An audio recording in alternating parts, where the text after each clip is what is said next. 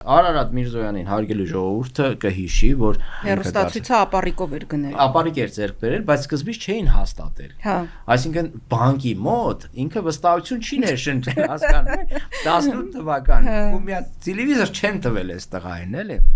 Հիմա ինքն ու կինը 100,000-ավոր դոլարներով առանձնատուն են գնել։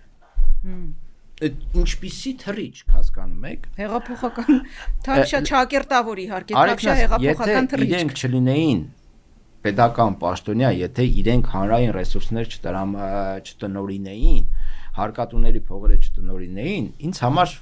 մեծ հաշվով էական ոչ մի բան, էլի, իրենց հարստանում են, թող հարստանան, բայց երբ որ իրենք տնօրինում են ու հանդես են գալիս սրբի դիրքերից, հետևաբար իրենք պետք է պատասխան տան այս ամեն ինչի համար, որ արել են եւ շարունակում են անել։ Արարատ Միրզոյանի կինը, այնտեղ Կոնջորյանի կինը, այսինքն կանայք էլ ինչ բարձր պաշտոնների են, բարձր պաշտոններ են զբաղեցնում ու բարձր աշխատավարձեր են սկսել ստանալ։ Բարձր պաշտոն զբաղեցնում են, հեղափոխություն կոչվածից առաջ ինչի չէին զբաղեցնում։ Նույն այդ Կոնջորյան